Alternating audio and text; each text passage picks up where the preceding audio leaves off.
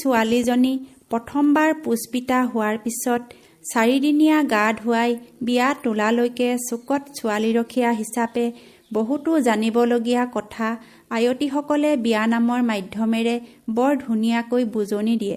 শুনি বহুত ভাল লাগে নহয়নে বাৰু? তেন্তে আহকচোন শুনি চাওঁ। নীলৈ নীলা কম বয়সতে তুলনি হলা, তুলনি হবলৈ আছিলে বাকী, ভগৱান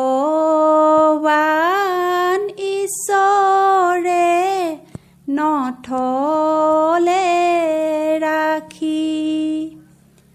নৈৰে পাৰৰে নীলা জীৱন, শান্তি হৈ আইদেৱে মাৰিছে মন, মন মই মাৰিছোঁ শান্তি হলত। মা দেউতাই বেছি দিন নেৰাখে ঘৰত, ৰাখকচোন মা দেউতা কেইবছৰ মান, শিক্ষা দীক্ষা দিলৈ কৰিব দান।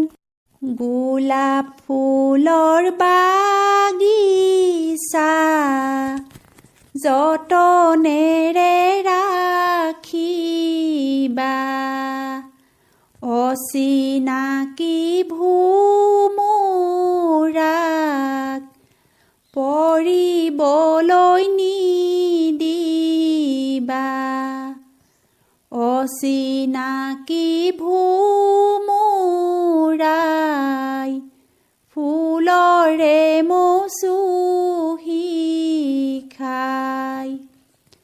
সেইকাৰণে গোলাপ ফুল কলিতে মৰহি যায়, মৰম দিলে নহ'ব, চেনেহ ল'লে নহ'ব, ভৱিষ্যতৰ কথাবোৰ ভাবি চাব লাগিব, ঘৰৰ কাম বন কৰিবা, জলৈ তলৈ নাযাবা, মাৰ কথা মানিবা, দেউতাৰ কথা শুনিবা, দেউতাই কিবা ক'লে ঘূৰাই উত্তৰ নিদিবা, বংশৰ সন্মান ৰাখিবা, সমাজ উজ্জ্বল কৰিবা, তুমি কৰা কামেৰে দেশৰ গৌৰৱ আনিবা। ও মঞ্জৰী ওচৰতে আছিল হৰিণাচৰী,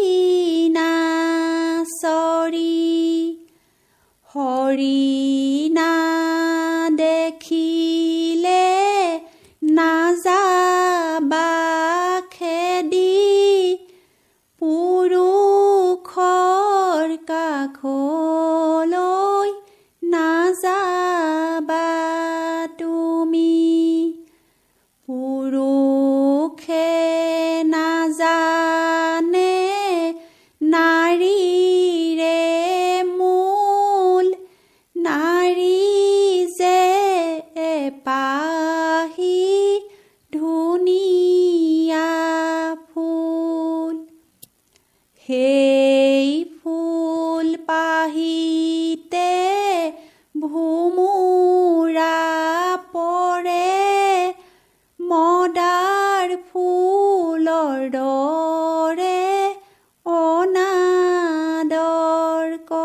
আছে।